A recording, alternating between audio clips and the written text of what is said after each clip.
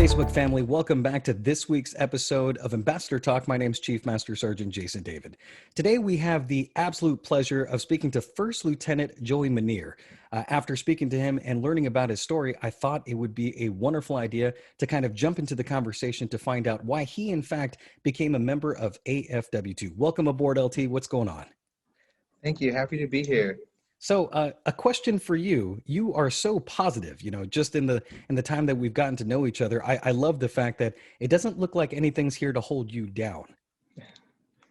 That's right. I try to get out there and be as positive as I can to make a good impact on the world. Hey, so let's talk about your interactions with the Air Force Wounded Warrior program, right? So if you could just let us know in summary why you became a member in the first place. Okay, absolutely. It was in 2018. I was in combat systems officer training, and I couldn't clear my ear at the altitude chamber, and so I got pulled from training for that. And it's been years now of just seeking medical treatment from that. It spurred on migraines, and then those were constant, and the migraines evolved to other issues such as fibromyalgia, chronic pain, things like that. And so I was just pretty much feeling alone and kind of down on myself. And I had a superintendent at the time that she is a Wounded Warrior ambassador, and she introduced me to this program, and it's really changed my life around. And there's other people around the world that are dealing with similar issues, and I have people to reach out to and talk to now, and it's really changed my perspective on what I'm going through. So I feel like, you commissioned into the Air Force, and I think you had a plan. You had your 5-year plan, your 10-year plan. Everything was a possibility as you looked into the future. When you found out that you were DQ'd from training, right, and that you couldn't complete what it is that you wanted to do, how did you feel at that time? So I kind of took the long way around to commissioning. I enlisted first, worked up to staff sergeant before I earned my commission. But like everybody else wants to join the Air Force, I wanted to be on a plane. I wanted to go do something cool. And at first, when I commissioned, I was when I enlisted, I was a contracting specialist. So I was riding my cubicle. So I finally got to get that job where I'm in planes, and then I got DQ'd, and that was just, it was a blow to the stomach, that's for sure. But since then, I've just tried to put my best foot forward. I'm doing program management now. I did a year in the IG, so I try to, like you said, portray, be optimistic and just keep things going.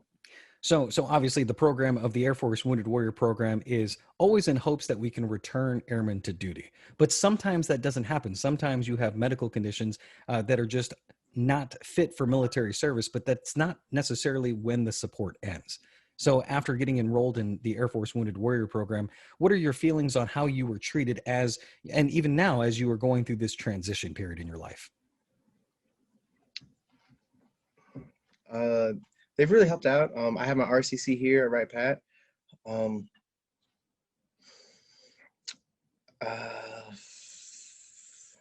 I mean, it's a rough situation to be in. You know what I mean? Because it's not like you're saying goodbye, but you're kind of saying goodbye. But I suppose the thing for people to understand, especially if they're interested in becoming an Air Force Wounded Warrior, or in your case, you had a superintendent friend that was an ambassador herself, right? Knowing that you're not alone in this process, because I think this transition would be so much harder if you had no support. Oh, absolutely. I couldn't imagine going through this. I just actually got my retirement orders this week. So this transition, I couldn't imagine doing it. I talked to, like I said, my superintendent friend almost daily now, trying to get through this process. I talk to my RCC almost weekly. It's been a really big help, especially with this COVID and everybody teleworking and trying to out process and not actually being there. And it's very difficult, but it's nice. It would be a lot harder if I didn't have AFW2 helping me out. No, I completely agree. And for the folks that do eventually transition out through the medical programs, it's important for folks to realize, and the ones that are listening in or watching in on this call, that the support doesn't end at the end of your term of service or your commission. And it really doesn't. We have a preponderance of folks that are in AFW2 that are still active as ambassadors, such as what you're doing right now. Adaptive sports, they enter into the resiliency programs, they become mentors for other folks that are a part of the program. And all of this information, obviously, I do have a bit on behalf of the organization to say they should head over to woundedwarrior.af.mil. Sounds like a cheesy infomercial, but it's really not, right? So head over to woundedwarrior.af.mil, check the application button. You can find out what the requirements are for yourself or someone that you would like to refer. I'm assuming at this point in your life that you're probably thankful for your superintendent friend that kind of geared you toward this. What message would you have for folks that are on the fence about either A, applying, or B, becoming a little more active if they are already in the program? The program is fantastic. Like he said, the website is there. There's so many different opportunities. Like you said, I've chosen ambassador program, but there's mentorship programs and adaptive sports, and you can find the community that best suits you. No, I definitely dig it. So I did have a question for you. So you went through the ambassador training yourself, as did I. During my sessions, I found that even in this telework environment, that I was still able to make connections with the folks that had similar stories. How did your ambassador training go, and what are your thoughts on the training as a whole? Oh, absolutely. Um, Mine was more recent. It was still during this teleworking, so it was over the computer, but it was so personal. You're telling each other something that's so deep and intimate about your life, and you can't do anything but start to build a bond with these people. And so, although you're not there to give each other hugs, but you're there for them, and it shows. No, I agree with you. I get virtual hugs from John Fernandez and Dave Wooten often, mostly in the form of heart emojis. But I digress. We'll go on to the next subject. So for you, and this is something that I would like to extract from you, right? You gave your ambassador testimony. You shared stories with folks that didn't have necessarily the same conditions that you had, but were going through similar life experiences. What did that feel like to you? And did you find a sense of camaraderie in that? Oh, there was a big sense of camaraderie. Um, it's everybody's life. You're going through something different, if difficult. It doesn't matter if it's slightly different, or if somebody has physical wounds as opposed to invisible wounds. It's the mental challenges of coping with whatever you have to deal with in the daily struggle, and that is where I feel like you really build that bond with one another.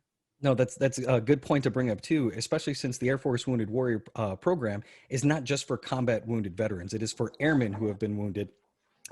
Some conditions were prior to even being in the service, and then some are a result of what has happened since you've been in. In your opinion, and maybe if you would share your perspective, what are some of the things now that you're at this stage in your career, when you look back, what are some of the things you would like to share with others? And what I mean by that is there kind of a central message toward your messaging for the folks? Yeah, absolutely. Um, just get to know your troops. I've had many supervisors over the almost 8 years I've been in, and some of them have been really, really good and life changing, and other ones weren't so life changing. And if you just get to know people on a personal level, you know when they're dealing with something and not just their job performance. So you understand, like, hey, this person came into work, he's not really acting like himself today. I'm gonna go, have a coffee and see what's up. So just have a personal one-on-one with them. But absolutely, just get to know your troops. And if you're going through daily struggles, just know that there's other people out there that have their daily struggles also. And Wounded Warrior is a great way to make those connections with those people. I love the fact that your story incorporates the fact that you have an interpersonal relationship with your superintendent. It's something that we always want to see between CGOs and senior non-commissioned officers. That bond, and that bond of trust is ultimately what led you to the doorstep of AFW2. So, is there any personal shout outs that you'd like to throw since we're doing this call right now? Absolutely. I like to throw a shout out to Master Sergeant Sharina Elrod. She life changing. She helped me become the CGO I am today. Although it wasn't for very long, but she's been amazing. Well, I can't tell you thank you enough, LT, for your combined service both on the E and the O side, but even more so as an ambassador for what I believe is a fantastic program. That's why I do this every week. They pay me in peanuts, and obviously that's really not much. So on behalf of the Air Force Wounded Warrior program, and then of course LT Minear and myself, thanks so much for watching this week. If you'd like more information, head over to woundedwarrior.af.mil. Check all the resources that are available. It's a good website. And always remember, what can AFW2 do for you?